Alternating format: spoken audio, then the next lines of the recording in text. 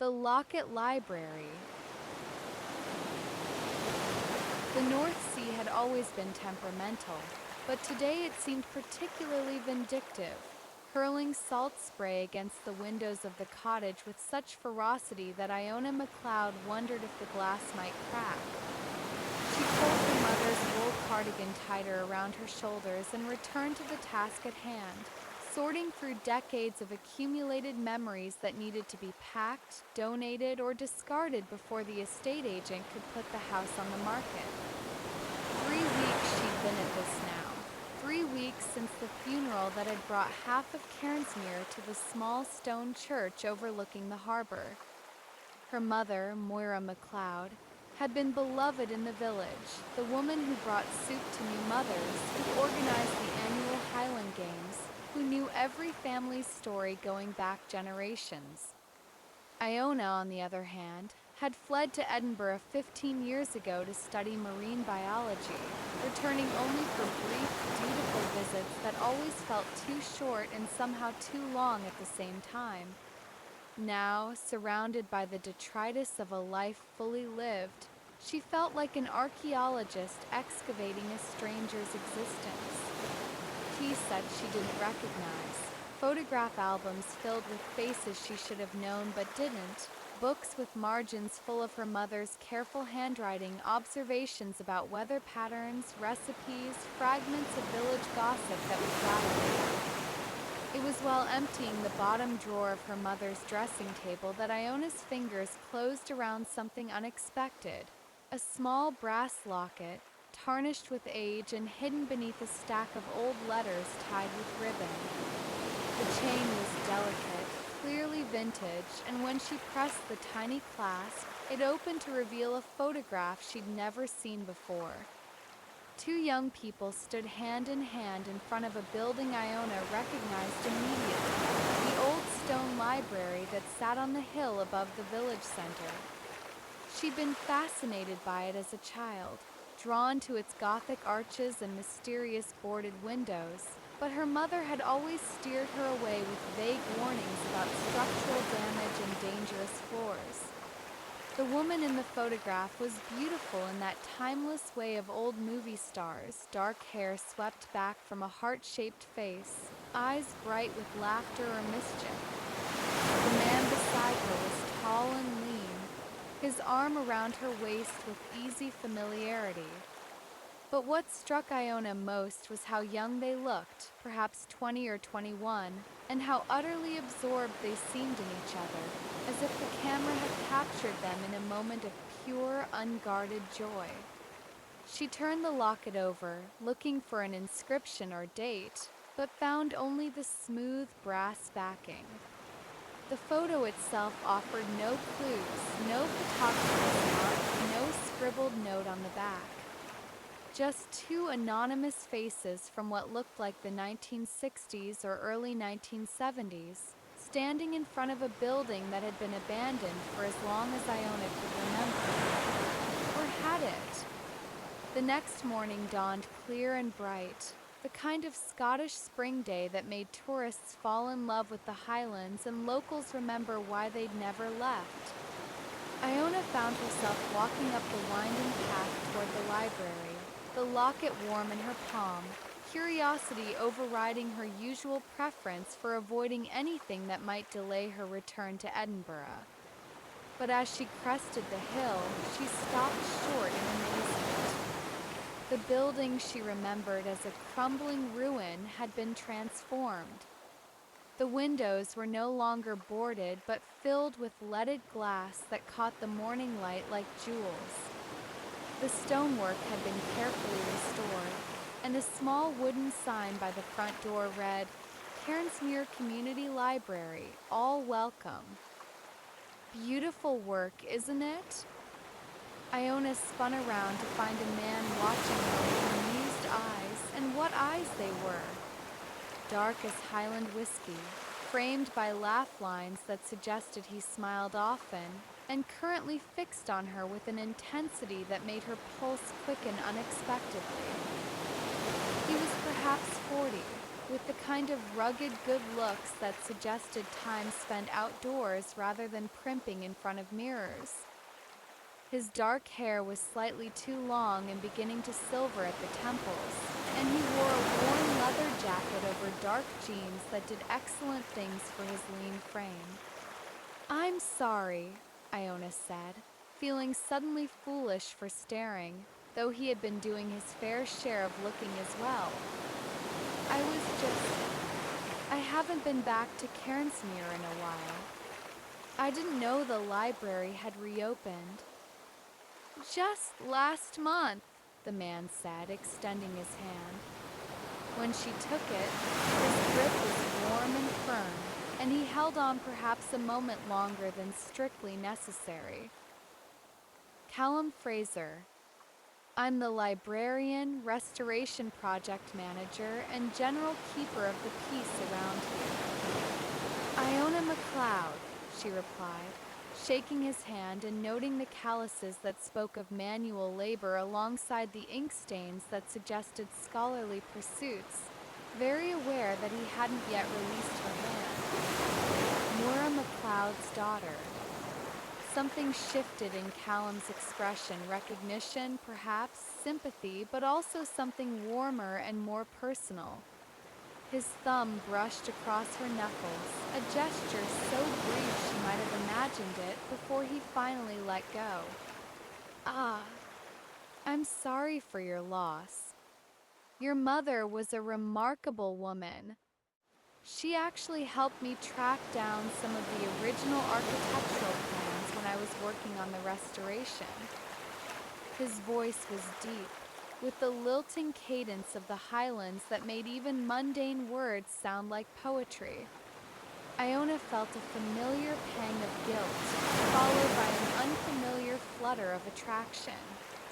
Her mother had never mentioned the library project in their weekly phone calls, though admittedly Iona had rarely asked about village news. She'd been so focused on her research, her grants, her carefully constructed life in the city that she'd let herself become a stranger to the place that had shaped her. And now she was standing here being undeniably drawn to a man she'd met 30 seconds ago. "Would you like to see inside?" Callum asked, his eyes never leaving her face. "I promise it's structurally sound now." The way he said it, with a slight smile playing at the corners of his mouth, made her wonder if he was talking about more than just the building. That would be lovely. The interior took Iona's breath away. The main room soared 2 stories high, with a gallery running around the perimeter and narrow stairs leading to what had once been private reading alcoves. Sunlight streamed through tall windows, illuminating rows of carefully restored wooden shelves filled with books that ranged from leather-bound classics to bright contemporary paperbacks. The smell of old wood and fresh paper created an atmosphere that was both timeless and utterly welcoming. But it was the man beside her that commanded most of her attention. As Callum moved through the space, pointing out restored features and sharing stories about the renovation process, Iona found herself fascinated by the way his hands gestured as he spoke, the way his eyes lit up when he talked about something he was passionate about, the way his shirt stretched across broad shoulders when he reached up to demonstrate how they'd repaired the gallery railing. "It's incredible," Iona breathed, running her fingers along the smooth wood of the main desk, and trying not to think about running them along other smooth surfaces. "How did you manage all this?" "Bit by bit over the past 3 years," Callum said, his voice warm with pride. He was standing closer now, close enough that she could smell his aftershave, something woodsy and clean that made her want to lean in for a better sample. "The village council gave me permission to tackle the restoration in exchange for reopening it as a community space. I had some help from local craftsmen, and a lot of the books came from donations, including quite a few from your mother's personal collection. That caught Iona's attention, though she had to force herself to focus on his words rather than the way his mouth moved when he spoke. My mother donated books here? A lovely collection of nature guides and poetry. She said she wanted them to be read, not gathering dust on shelves. Callum paused, studying Iona's face with an intensity that made her feel exposed, as if he could see straight through her careful composure. You look like her, you know. Same eyes, same stubborn chin. Stubborn. Iona raised an eyebrow, stepping closer without quite realizing it. She refused to let me pay her for the books, said knowledge should be free and available to everyone. Spent an afternoon here telling me stories about the families who built this place, the generations of readers who'd worn grooves in the floorboards with their footsteps. His voice had grown softer, more intimate, and Iona realized they were now standing close enough that she could see the gold flecks in his dark eyes. Iona felt tears prick her eyes unexpectedly. It sounded exactly like something her mother would do, generous, idealistic, and fiercely protective of the community she loved. How had Iona missed so much during her years away? The air between them seemed charged with electricity, and she wondered if he felt it too, this sudden, inexplicable pull that had nothing to do with libraries or restoration projects. Are you all right? Callum asked, and his genuine concern was almost her undoing. Without thinking, he reached up to touch her cheek, his thumb brushing away a tear she hadn't realized had fallen. Contact sent a jolt of pure heat through her body. I'm fine, she said automatically, then surprised herself by adding, actually, no, I'm not fine. I'm angry and sad and feeling guilty about things I can't change, and I don't know what to do with any of it. Grief is like that, Callum said, his hands still cupping her face with devastating gentleness. Comes at you sideways when you least expect it. They stood there for a moment, frozen in a tableau of comfort and attraction, before Iona stepped back abruptly, her cheeks burning with embarrassment. What was wrong with her? She'd just buried her mother 3 weeks ago, and here she was practically melting at the first touch from a handsome stranger. Would you like some tea? Callum asked, seeming to sense her internal struggle. I was just about to put the kettle on. That would be lovely, Iona said, grateful for the chance to collect herself while he was out of the room. Something about his matter-of-fact kindness broke through Iona's careful composure. She found herself nodding, settling into the chair while Callum disappeared through a door marked private. The view from the window showed the entire village spread out below, the harbor with its bobbing fishing boats, the neat rows of stone cottages, the church spire pointing toward clouds that seemed close enough to touch. This had been her world once, before university and career ambitions had pulled her away. Sitting here now, she could almost hear her younger self playing on the beach below, collecting shells and sea glass while her mother called warnings about not going too far into the waves. But when he returned with a tea service that looked like it had been rescued from someone's grandmother's china cabinet, she found her composure slipping again. There was something about the way he moved, confident but unhurried, graceful in the way of men who were comfortable in their own skin, that made her intensely aware of her own body's responses. Milk and sugar? He asked, settling into the chair across from her. Just milk, thank you. She accepted the cup gratefully, using the ritual of tea as an excuse to avoid meeting his eyes. But when their fingers brushed during the handoff, she felt that same electric jolt, and from the way his breath caught slightly, she knew he felt it too. "Can I ask you something?" she said, finally looking up to find him watching her with an expression she couldn't quite read. "Of course." She pulled the locket from her pocket, opening it to show him the photograph. "I found this among my mother's things. Do you recognize the people in the picture?" Callum leaned forward to study the image, and Iona caught another whiff of that intoxicating aftershave. His proximity made it difficult to concentrate on anything other than the strong line of his jaw and the way his hair curled slightly at the nape of his neck. "The building is definitely this library," he said slowly, his voice rougher than before. "Based on the clothing and the photo quality, I'd guess 1960s or early 1970s.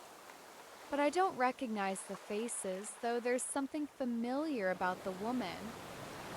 I was hoping someone in the village might know them," Iona said.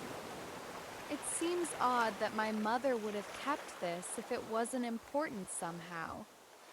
"Mrs. Campbell might know," Callum suggested, but his attention seemed to be divided between the photograph and Iona herself. "She's lived here all her life, has a memory like a steel trap when it comes to village history. She volunteers here on Tuesday afternoons, helps me catalog donations. That would be wonderful." "I don't suppose." Iona hesitated, then forged ahead. "Would it be all right if I came back? To ask her about the photograph, I mean." "You're welcome any time," Callum said, his voice low and warm. "Libraries open Monday through Saturday, 10 to 6. And if you ever just want a quiet place to sit and think, the offer stands." Something in his tone suggested he understood more about grief and healing than most people, and Iona found herself wondering about his own story. There was a gravity to him, a sense of someone who had weathered storms and emerged stronger but not unscathed. There was also something in his tone that suggested he hoped she would take him up on it, and Iona felt her pulse quicken again. "Thank you. That's very kind." "Kindness has nothing to do with it," he said quietly, and the heat in his eyes made her breath catch. Over the following days, Iona found herself returning to the library more often than she'd intended. Sometimes she had legitimate reasons, researching property values for the house sale, looking up information about her mother's genealogy, checking local newspapers for obituary details she might have missed. But more often, she simply craved the peaceful atmosphere in Callum's compelling presence. He never pushed her to talk, never offered unsolicited advice about grief or life decisions. Instead, he created space for her, bringing tea when she looked tired, recommending books when she seemed restless, engaging in easy conversation about everything from marine biology to Scottish history when she seemed ready for company. But underneath their growing friendship was an undercurrent of attraction that neither of them acknowledged directly. It was there in the way his hand lingered when he passed her a book, in the way she found excuses to brush against him when they were both reaching for the same shelf, in the heated glances they exchanged when they thought the other wasn't looking. "You're very good at this," Iona observed one afternoon as she helped him sort through a box of donated books, very aware of how their shoulders kept touching as they worked side by side. "At what?" Callum asked, his voice slightly rougher than usual. "Creating sanctuary. This place feels..." She searched for the right word, distracted by the way his fingers moved as he sorted through the books. "Safe. Like you could weather any storm here and emerge intact." Callum was quiet for a moment, his hands stilling on the book he'd been examining. When he looked at her, there was something vulnerable in his expression that made her heart clench. "I learned the hard way that everyone needs a place to retreat and regroup," he said quietly. "Somewhere that asks nothing of you except that you exist." Pain in his voice was carefully controlled but unmistakable, and Iona felt an overwhelming urge to comfort him the way he had comforted her. Without thinking, she placed her hand over his, feeling the warmth of his skin and the slight tremor that ran through him at her touch. "What happened?" she asked softly. For a moment, she thought he might not answer. Then he turned his hand palm up, threading their fingers together in a gesture that was both innocent and intensely intimate. "My wife died 2 years ago," he said, his thumb tracing circles on her palm that sent shivers up her arm. "Cancer. We'd been married for 15 years, and I thought I knew everything about her. But going through her things afterward, I found letters, photographs, evidence of a whole part of her life that she'd never shared with me." "I'm sorry," Iona said, squeezing his hand. "That must have been devastating." It was. Not just losing her, but discovering that the woman I'd loved for 15 years had secrets I'd never suspected. He looked directly at her, his dark eyes intense. "But your situation is different. This isn't about protecting anyone anymore. Your parents are both gone. This is about understanding your own history, your own identity." The way he was looking at her, combined with the slow, maddening circles his thumb was drawing on her palm, was making it very difficult to think clearly. "Callum, I know we just met," he said, his voice dropping to a husky whisper. "But there's something about you, I know. Something that makes me feel alive again in a way I thought I'd forgotten."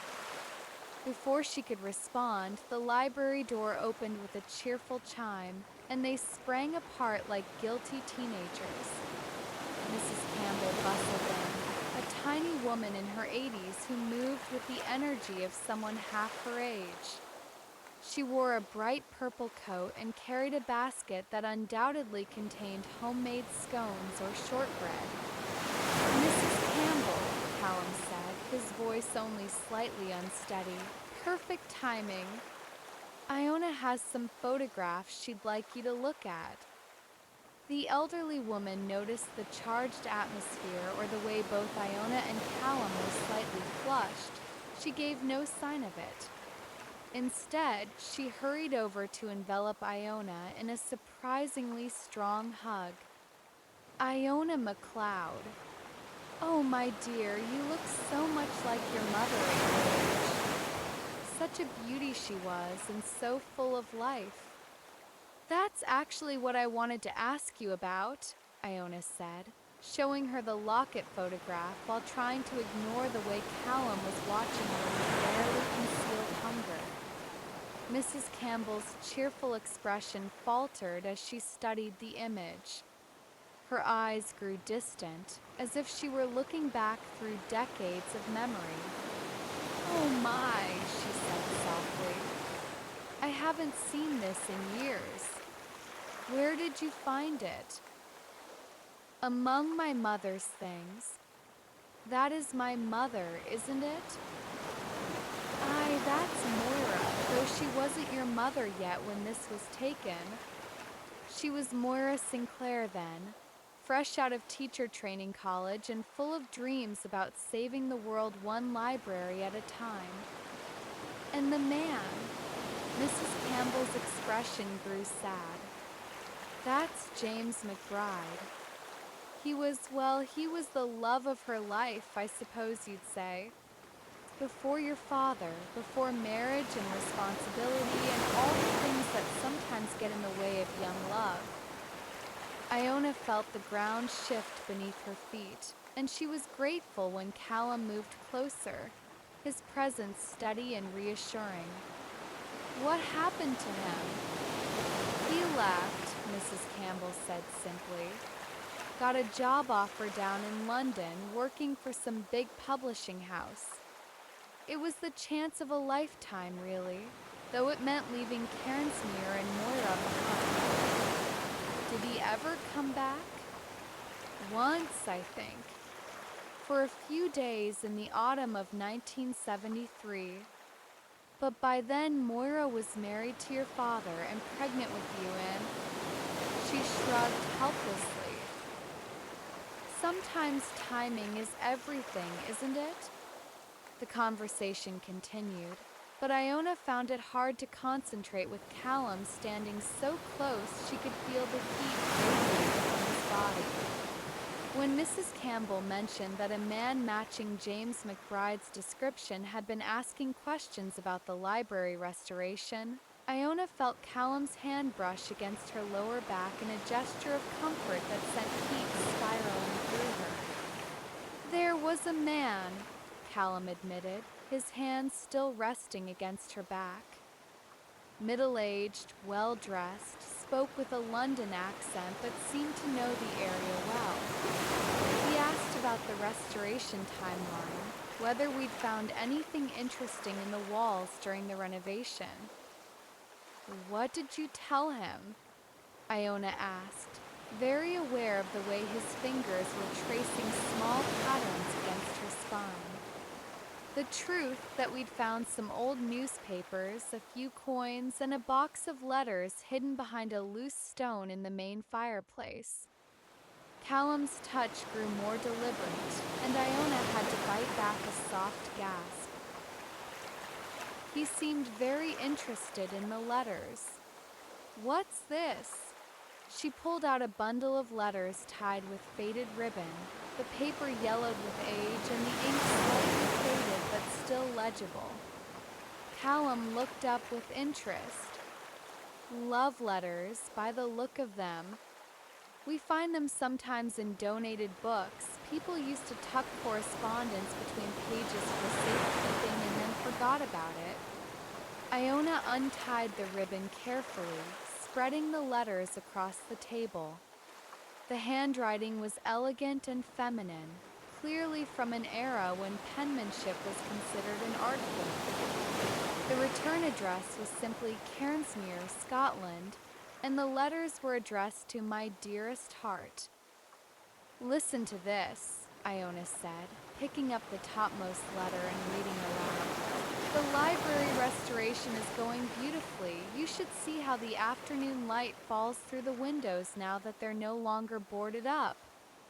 I spend hours there, imagining the stories that will be told and retold within those walls, the lives that will be changed by the books on those shelves. She looked up at Callum, who had gone very still. This is about the library. But that's impossible. You said the restoration just finished last month. Let me see that, Callum said, reaching for the letter. His eyes scanned the page quickly, his expression growing more puzzled by the moment. This is dated 1973. But the library was abandoned in 1969 when the town built the new facility near the school. Maybe there was an earlier restoration attempt? Iona suggested, but even as she said it, the explanation felt inadequate. They spent the next hour reading through the letters, which painted a picture of a passionate love affair conducted largely through correspondence. The woman wrote about her work on the library, her dreams for the community, her longing for her beloved to return from whatever journey had taken him away. The man's letters were missing, but his presence was felt in every response, every reference to shared memories and private jokes. But it was the final letter that made Iona's blood run cold. I know you may never return to Cairnsmuir, she read, her voice barely above a whisper. But I want you to know that I've hidden our story in the place where it began. Someday, perhaps, someone will find it and remember that love lived here, even if only briefly. Until we meet again, whether in this life or the next, I remain eternally yours. The letter fell from Iona's nerveless fingers. Moira. My mother's name was Moira. Callum picked up the letter, studying the signature. The handwriting. It looks like hers, Iona finished, her mind reeling. But this is dated 1973. My mother would have been 22, and she was already married to my father by then. Are you certain? Iona thought back to the family stories she'd heard growing up, the wedding photos in the album upstairs, the anniversary celebrations she remembered from childhood. They were married in 1972. I've seen the church records. Then either this is a different Moira, Callum said gently, or there's more to your mother's story than you knew. After Mrs. Campbell left with promises to think more about the mysterious visitor, Iona and Callum found themselves alone again in the gathering dusk. The library felt different now, more intimate, charged with possibility and unspoken desire. Are you all right? Callum asked, moving closer until they were standing mere inches apart. I don't know, Iona admitted, looking up into his dark eyes. Everything feels uncertain right now. My mother's past, my own future, this thing between us. What thing between us? He asked, but his smile was knowing, and his hands came up to frame her face with devastating gentleness. You know what thing, she whispered, her hands finding their way to his chest, feeling the rapid beat of his heart through the soft cotton of his shirt. I was hoping you'd notice, he said, his thumb tracing the curve of her lower lip. I've been going mad trying to keep my hands off you. Then don't, she said, surprising herself with her boldness. The kiss that followed was nothing like the gentle, tentative meeting of lips she might have expected. Instead, it was hot and hungry and full of barely restrained passion, as if weeks of careful politeness had suddenly exploded into desperate need. Callum's hands tangled in her hair, tilting her head back as he deepened the kiss, and Iona responded with an enthusiasm that surprised them both. When they finally broke apart, both breathing hard, Callum rested his forehead against hers. Christ, Iona, he breathed. I've wanted to do that since the moment I first saw you. Then why didn't you?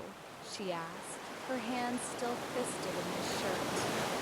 Because you're grieving and vulnerable, and I didn't want to take advantage. His voice was rough with restraint. I still don't.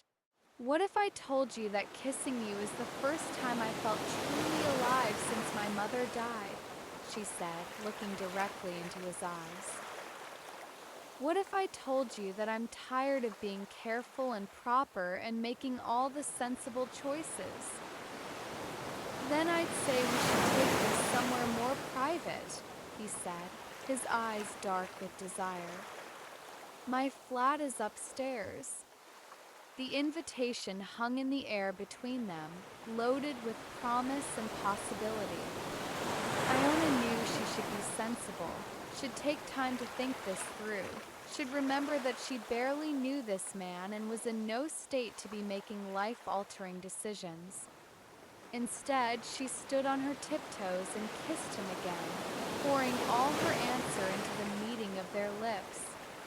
Callum's flat was a perfect reflection of its owner, comfortable and masculine, filled with books and warm colors and furniture that invited you to stay a while. But Iona barely had time to take in her surroundings before Callum was kissing her again, backing her against the closed door with a hunger that made her knees weak. Are you sure about this? He asked against her lips. his hands roaming over her body with reverent care.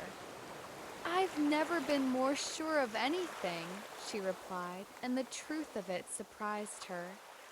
Despite the grief, despite the uncertainty about her future, this felt absolutely right. What followed was a night of passion unlike anything Iona had ever experienced. Callum was an attentive and generous lover, taking time to learn what pleased her, worshiping her body with his hands and mouth until she was trembling with need. When he finally joined with her, it was with a tenderness that brought tears to her eyes and an intensity that left them both shattered and remade. Afterward, as they lay entwined in his bed with the moonlight streaming through the windows, Iona felt a peace she hadn't known she was capable of anymore. "No regrets?" Callum asked softly, pressing a kiss to her temple. "None," she said, surprising herself with the certainty in her voice. "You?" "Only that we waited so long," he replied, his arms tightening around her. They talked through the night, sharing stories and dreams and fears, touching and kissing with the desperate hunger of people who had been starved of connection.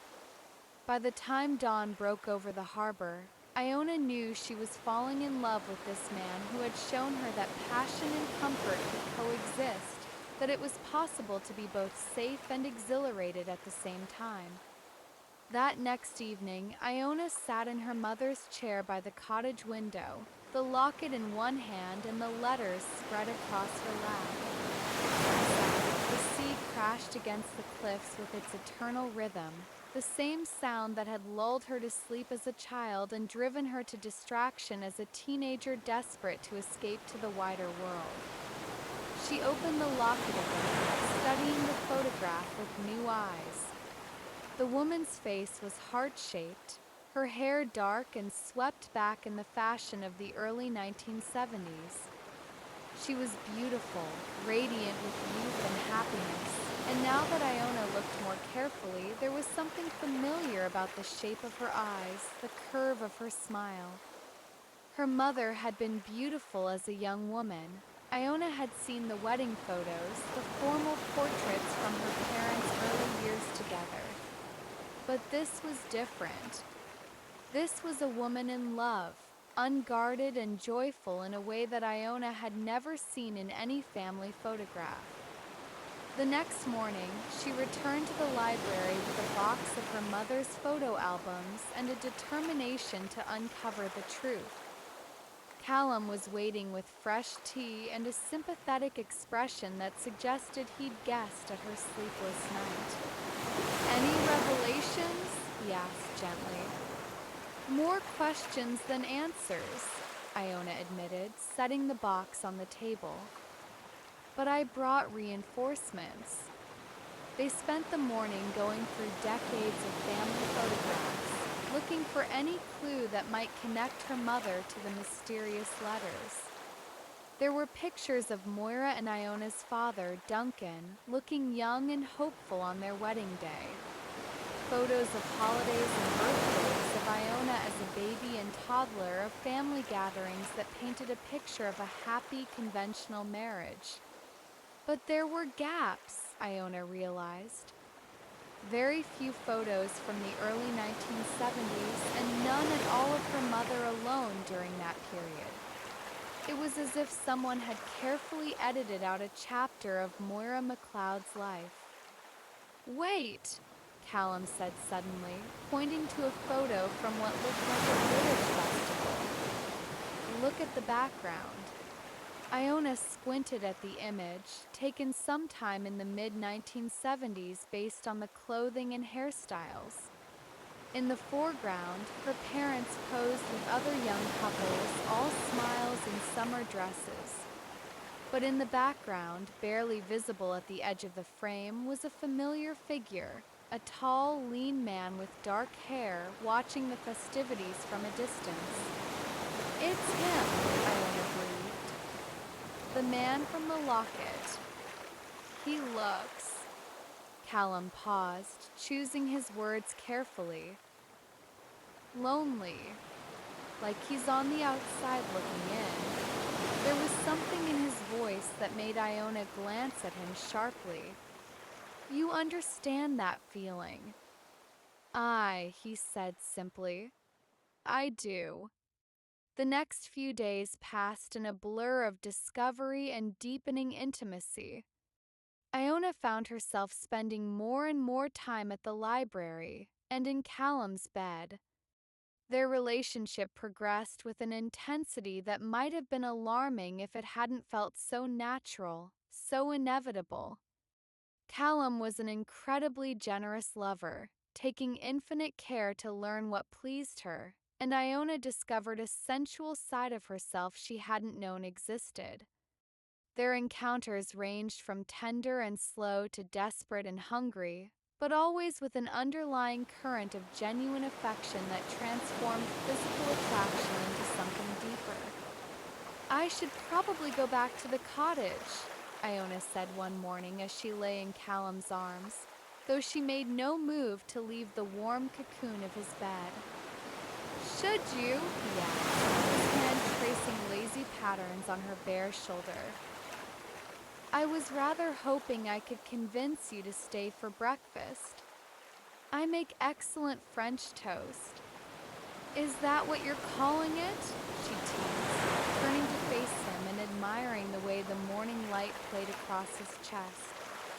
Among other things, he said with a wicked smile, leaning down to kiss her thoroughly. One kiss led to another, and breakfast was forgotten as they lost themselves in each other once again.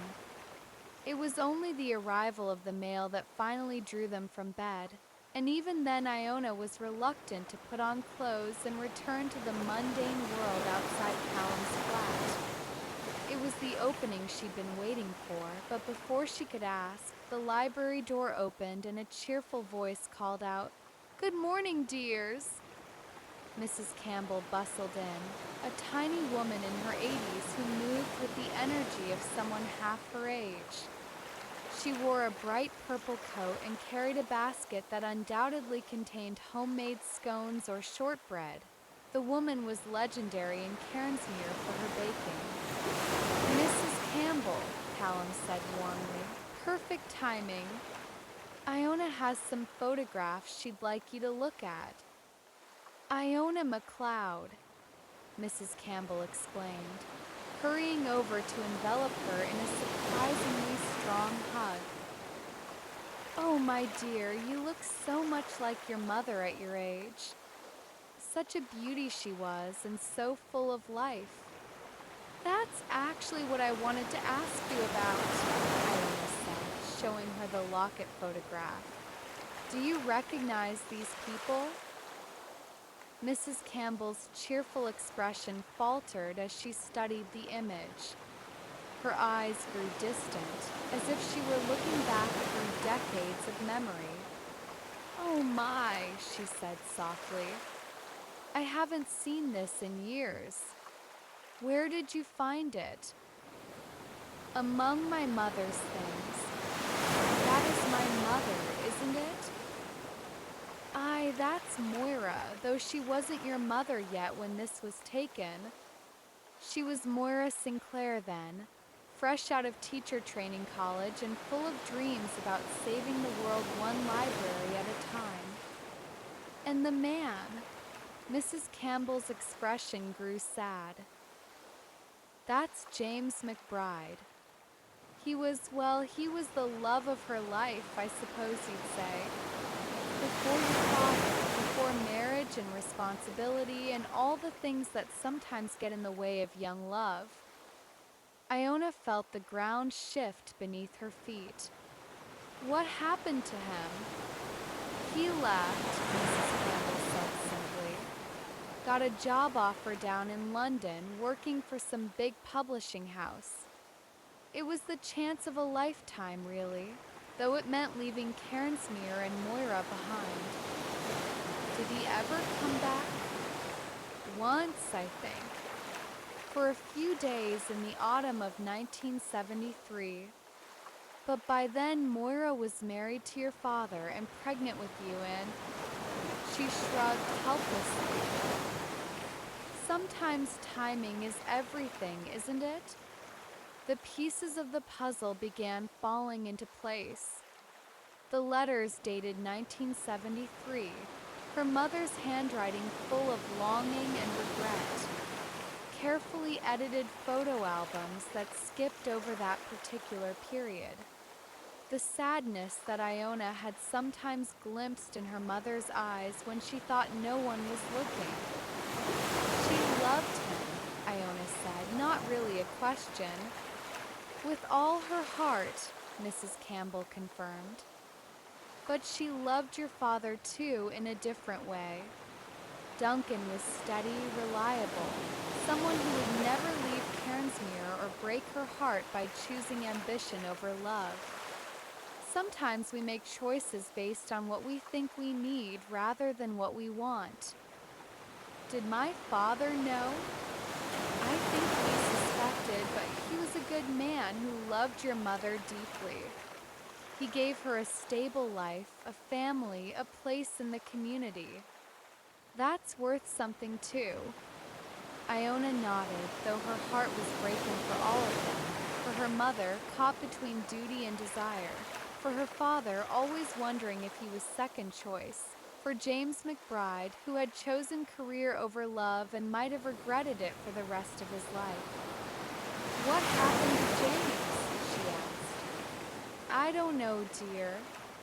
He disappeared from our lives as completely as if he'd never existed. Though, Mrs. Campbell hesitated, glancing at Callum. What is it? Iona prompted. Well, it's probably nothing, but there was a man here a few weeks back, asking questions about the library restoration.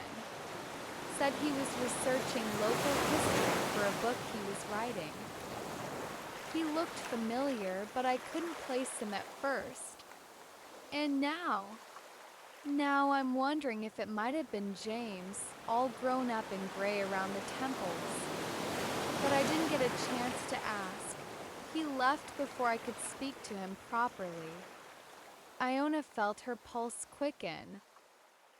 Did he leave a name? Contact information? I'm afraid not. But Callum might know more. He's the one who spoke with him. All eyes turned to Callum, who had been unusually quiet during this exchange. He looked uncomfortable, as if he'd been caught in something he'd rather not discuss. There was a man, he admitted slowly. Middle-aged, well-dressed, spoke with a London accent but seemed to know the area well. He asked about the restoration timeline, whether we'd found anything interesting in the walls during the renovation. What did you tell him? The truth that we'd found some old newspapers, a few coins, and a box of letters hidden behind a loose stone in the main fireplace. Callum paused, his expression troubled. He seemed very interested in the letters. Iona's heart began to race. These letters? The ones we've been reading? I think so. But when I offered to show them to him, he declined. Said he didn't want to intrude on private correspondence. Gollum Jonas Ice. He left an address, though. Asked me to contact him if anyone came looking for information about the library's history during the 1970s. Do you still have it? Callum nodded, reaching into his desk drawer to pull out a business card. James McBride, historical research consultant, he read. London address. The room fell silent except for the ticking of the old clock on the mantelpiece. Iona stared at the card, her mind racing with possibilities and implications. He's been waiting, she said finally. All these years, he's been waiting to see if anyone would find the letters and come looking for answers. What will you do? Mrs. Campbell asked gently. I don't know, Iona admitted. Part of me wants to respect my mother's privacy, to let sleeping dogs lie. But another part of me thinks maybe there's a reason I found the locket now. Maybe there's a story that needs to be finished. Perhaps, Helen said quietly. The question isn't what your mother would have wanted, but what you need to heal. His words hung in the air, laden with meaning that went beyond the immediate situation. Iona looked at him, really looked, and saw her own grief reflected in his eyes, along with something deeper and more complex. "You've been where I am now," she said. "Haven't you?" Callum was quiet for a long moment, his hands clasped tightly in his lap. When he finally spoke, his voice was barely above a whisper. "My wife died 2 years ago. Cancer. We'd been married for 15 years, and I thought I knew everything about her. But going through her things afterward, I found letters, photographs, evidence of a whole part of her life that she'd never shared with me." "What did you do?" "Nothing at first. I was too angry, too hurt by the feeling that I'd been living with a stranger. But eventually I realized that everyone has chapters in their story that they choose not to share. It doesn't make the love less real or the marriage less meaningful." "Did you ever find out the truth?" "Some of it. Enough to understand that she'd protected me from knowledge that would have hurt me unnecessarily. The past was the past, and what mattered was the life we'd built together." He looked directly at Iona. "But your situation is different. This isn't about protecting anyone anymore. Your parents are both gone. This is about understanding your own history, your own identity." Mrs. Campbell had been listening with the keen attention of someone who had lived long enough to understand the complexities of human nature. "If I may," she said gently, "your mother was my dear friend for over 40 years. She was a good woman who made the best choices she could with the information she had at the time. Whatever happened with James McBride, it doesn't diminish the love she had for your father or for you." "I know that," Iona said, though her voice betrayed her uncertainty. "It's just, I keep thinking about all the conversations we had, all the times I might have asked about her past and didn't. What if there were things she wanted to tell me but couldn't find the right moment?" "Then perhaps," Callum suggested, "contacting James McBride would give you a chance to hear her story from someone who knew her in a different way. Not to judge or change anything, but simply to understand." That evening, Iona sat at her mother's writing desk with a sheet of cream-colored stationery, trying to compose a letter that would explain her situation without sounding intrusive or presumptuous. How did one contact a stranger to discuss a love affair that had ended before she was born? She started and discarded a dozen different openings before settling on simple honesty. Asterisk, dear Mr. McBride. Asterisk, asterisk, my name is Iona McLeod, and I believe you knew my mother, Moira Sinclair, in the early 1970s. I recently found some letters and a photograph that suggest you were important to each other during that time, asterisk. Asterisk, my mother passed away last month, and while going through her belongings, I discovered these mementos along with a locket containing your photograph together. I understand you recently visited the Cairnsmuir Library asking about its restoration, the same library where, according to the letters, you and my mother spent time together, asterisk. Asterisk, I'm not writing to intrude on your privacy or to rehash old wounds. But I find myself curious about this chapter of my mother's life that I knew nothing about. If you would be willing to share any memories or insights about that time, I would be grateful." I think it might help me understand not just her story, but my own asterisk. Asterisk, I'll be in Cairnsmere for the next few weeks, settling her estate. If you prefer not to respond, I understand completely. Asterisk. Asterisk sincerely. Asterisk Iona McLeod. She sealed the letter before she could change her mind, and the next morning she walked to the village post office to send it on its way to London. The waiting was harder than she'd expected. Every day she found herself checking the mail with nervous anticipation, half hoping for a response and half dreading what it might contain. She threw herself into the mundane tasks of estate settlement, meeting with lawyers, organizing paperwork, slowly dismantling the life her mother had built in the stone cottage by the sea. But increasingly, she found herself spending time at the library, drawn by its peaceful atmosphere and by Callum's steady presence. They had fallen into an easy routine.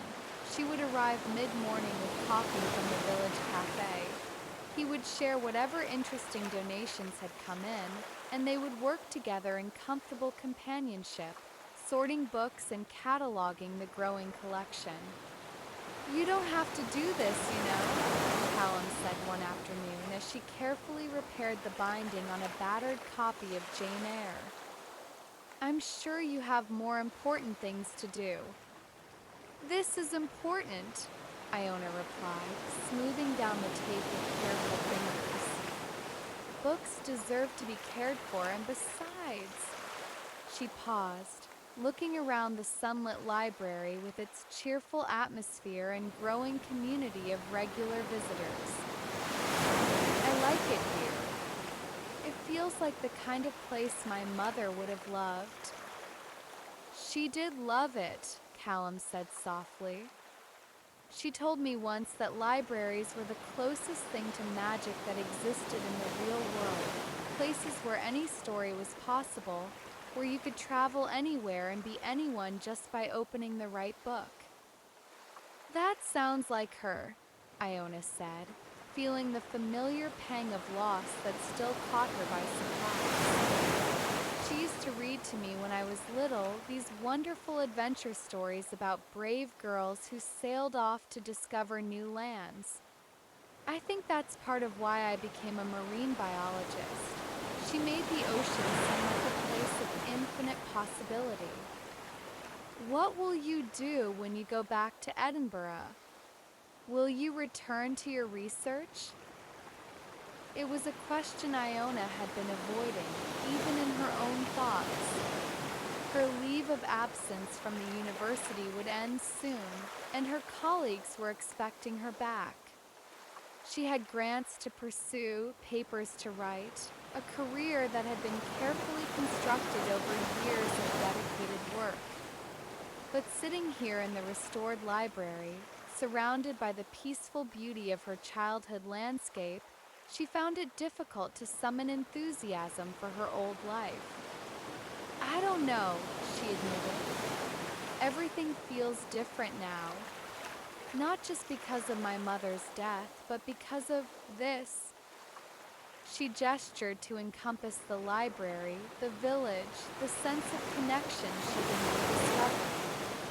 "I'd forgotten how much I loved this place." "It's not going anywhere," Callum pointed out gently. "You could always come back." "Could I? I've been gone so long, built such a different life. Would I even fit here anymore?" "People change," Callum said, his voice carrying the weight of personal experience. "Places we love change too. But sometimes that just means finding new ways to belong." Before Iona could respond, the library door opened and Mrs. Campbell appeared, waving an envelope with obvious excitement. "Iona, dear. This came to the post office addressed to you care of the library. International mail. Looks important." Iona's hands trembled slightly as she accepted the envelope, recognizing immediately the London postmark and expensive stationery. James McBride had responded to her letter. "Would you like some privacy?" Callum asked, but Iona shook her head. "No, please stay. I think I'll need the moral support." She opened the envelope carefully, very aware of Callum's solid presence behind her as she unfolded several sheets of heavy paper covered in neat, masculine handwriting. As she read James McBride's account of his relationship with her mother, she felt Callum's arms come around her, offering comfort and strength. Asterisk, dear Iona. Asterisk, thank you for your letter, which reached me at a time when I had been thinking a great deal about Cairnsmuir and the life I might have lived there. I was saddened to learn of your mother's passing. She was an extraordinary woman who deserved a long and happy life. You ask about our relationship, and I find myself unsure how much detail is appropriate to share with her daughter. But you seem sincere in your desire to understand, so I will try to give you an honest account of that time. I met your mother in the spring of 1971, when I came to Cairnsmuir to research a book about rural Scottish libraries. She was working as a volunteer, trying to save the old stone library from demolition, and her passion for the project was immediately apparent. She was also the most beautiful woman I had ever seen, though it was her intelligence and determination that captured my heart. We fell in love that summer completely and utterly. I had never experienced anything like it, the feeling that I had found the other half of my soul, the person I was meant to spend my life with. We made plans, dreams about the future we would build together. She would complete the library restoration while I established myself as a writer, and then we would marry and fill that beautiful building with books and laughter and children. But life, as you probably know, rarely follows our carefully laid plans. In the autumn of 1971, I was offered a position with a major London publishing house, the opportunity one had been working toward my entire career. It was supposed to be temporary, a stepping stone that would give me the connections I needed to become a successful author. I would work for a year, maybe two, and then return to Cairnsmuir with enough money and reputation to support a family. Your mother understood, or said she did. We promised to write, to visit when possible, to wait for each other no matter how long it took. And for a while we kept those promises. But London was seductive, full of opportunities and distractions, and the months stretched longer than I had intended. Meanwhile, Moira was alone in Cairnsmuir, dealing with the daily reality of a stalled restoration project and, I suspect, growing pressure from her family to settle down with someone more reliable than a dreamer who had abandoned her for the bright lights of the city. When I finally returned in the spring of 1973, intending to propose and bring her back to London with me, I discovered that she had married Duncan MacLeod the previous summer. She was pregnant with me, glowing with happiness, but also, I thought, carrying a sadness that she tried to hide. We spoke only once during that visit. A brief, painful conversation in which she made it clear that she had chosen her path and would not be swayed from it. She said that she had learned the difference between love and commitment, and that while she would always treasure what we had shared, she could not live her life waiting for someday to arrive. I left Cairnsmuir that week and never returned, though I thought of her often over the years. I built a successful career, traveled the world, even married briefly, though it didn't last. But I never forgot the woman who had shown me what it meant to love someone completely, even if I hadn't been wise enough to choose her when it mattered. I came back a few weeks ago because I had heard about the library restoration and wanted to see what had become of our dream. Finding those letters hidden in the wall was like discovering a message from the past, a reminder of what might have been. I left them there because they didn't belong to me anymore. They were part of Moira's story, and it wasn't my place to take them. I hope this gives you some understanding of that time in your mother's life. She was young and in love and full of hope, as we all were.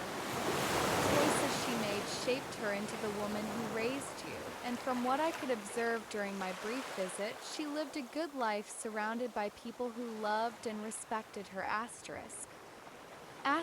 If you would like to meet in person to discuss this further, I would be honored. I am planning to return to Scotland next month for business and could easily arrange a stop in Cairnsmuir. But I understand if you prefer to let the past remain in the past. With sincere condolences and warm regards. James McBride. P.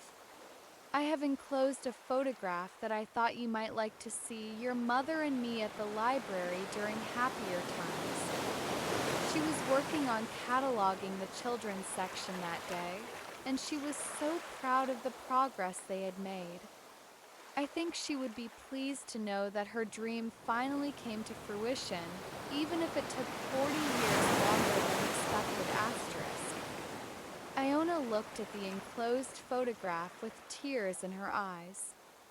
It showed her mother at perhaps 21, kneeling beside a small bookshelf with her arms full of picture books, laughing at something James had set off camera.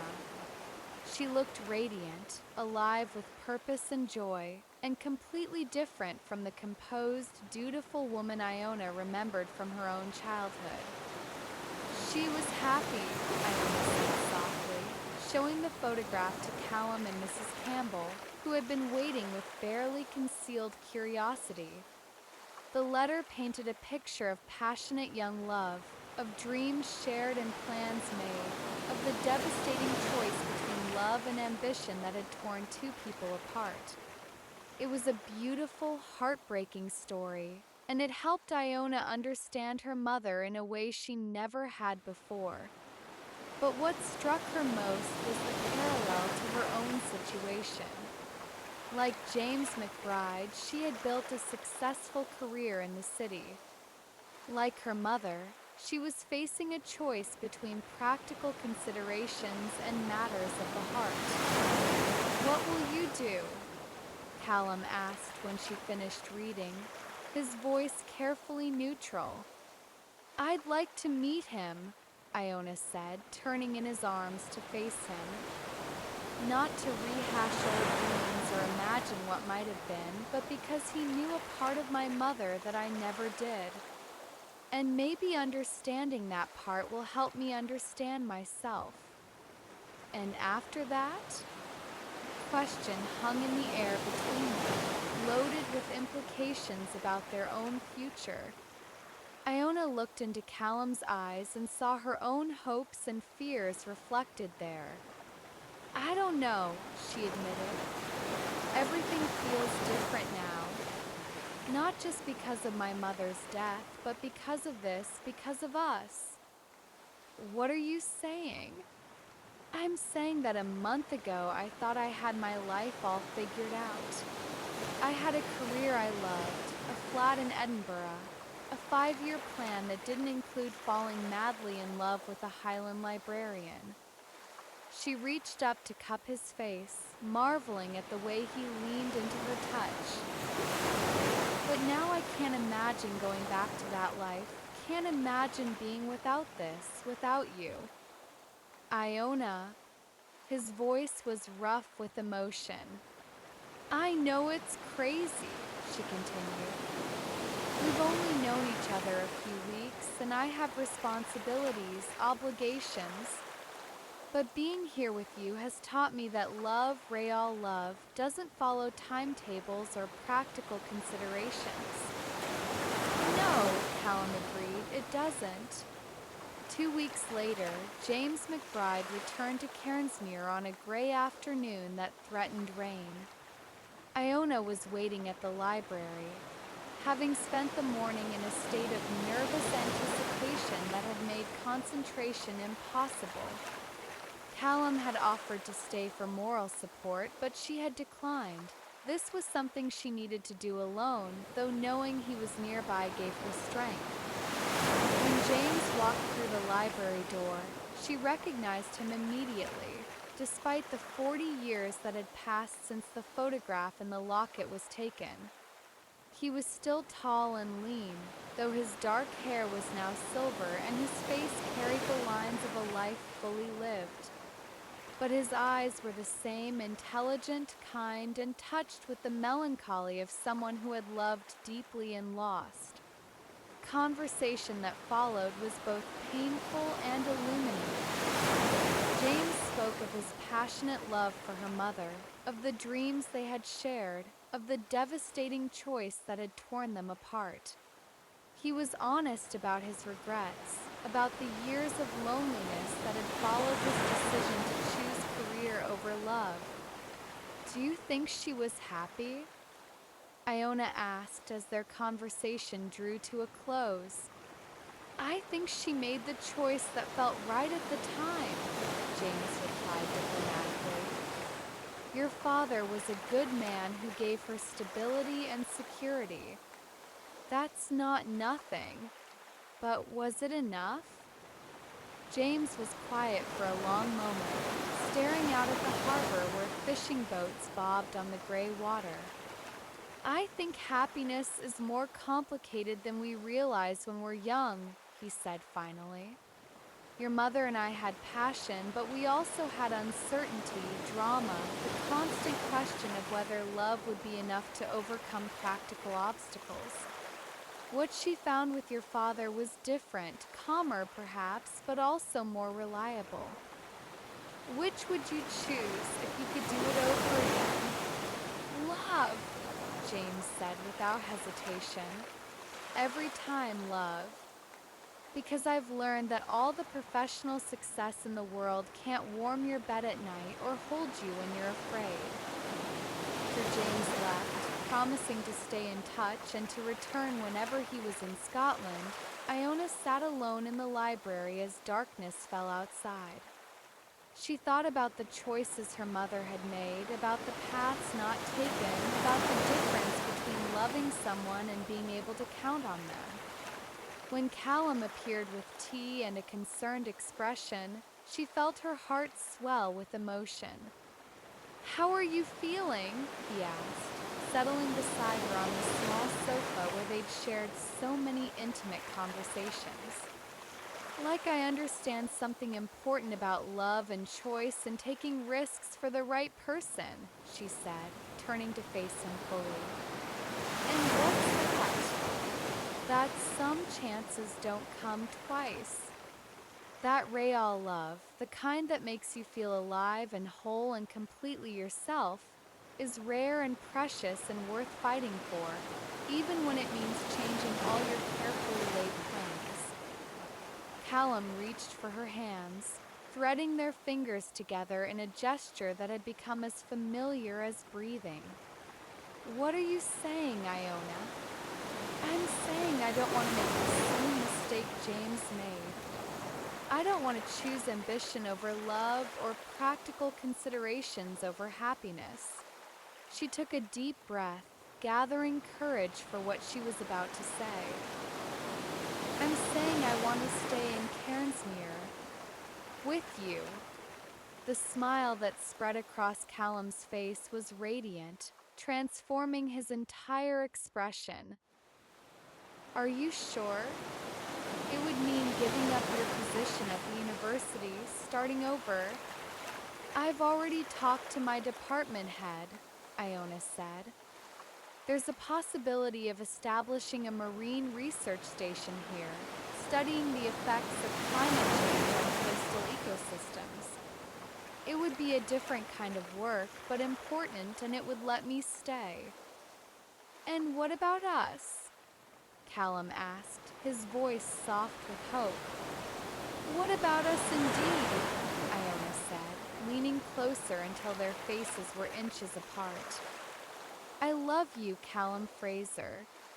I love your passion for forgotten places, your gentle strength, the way you make me feel safe enough to be completely myself. I love the way you touch me, the way you kiss me, the way you make me feel like the most desired woman in the world. What about us indeed? Iona said, leaning closer until their faces were inches apart. I love you, Callum Fraser. I love your passion for forgotten places, your gentle strength, the way you make me feel safe enough to be completely myself. I love the way you touch me, the way you kiss me, the way you make me feel like the most desired woman in the world. Christ, Iona, he breathed, pulling her against him. I love you too. More than I thought it was possible to love someone again. The kiss that followed was deep and passionate, full of promise and commitment and the kind of desperate hunger that comes from nearly losing something precious. When they finally broke apart, both breathing hard, Callum rested his forehead against hers. Marry me, he said suddenly, the words tumbling out as if he couldn't contain them anymore. What? Iona pulled back to look at him, her heart racing. I know it's sudden. I know we've only known each other a few weeks. But I also know I don't want to spend another day without knowing you're mine. His hands cupped her face with infinite tenderness. Marry me, Iona.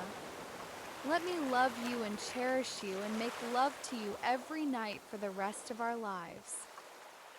Yes, she said without hesitation, surprised by her own certainty. Yes, of course, yes. This time when he kissed her, it was with the desperate passion of a man claiming his future wife, and Iona responded with equal fervor. They made love right there on the library sofa, surrounded by books and moonlight and the promise of tomorrow, their bodies coming together with a fierce joy that left them both shaking. 6 months later, as autumn painted the Scottish Highlands in shades of gold and crimson, Iona MacLeod married Callum Fraser in a ceremony held in the restored library. The wedding was intimate but deeply meaningful, with vows written by the couple themselves and readings from the love letters that had brought them together. But it was the wedding night that truly celebrated their love hours of passionate lovemaking in the cottage by the sea that Iona had decided to keep as their home. Callum worshipped her body with a reverence that brought tears to her eyes, showing her again and again how much she meant to him, how grateful he was that she had chosen love over fear. As they lay entwined afterward, watching the stars emerge over the harbor where Iona had played as a child, she felt the deep contentment that came from finally understanding what it meant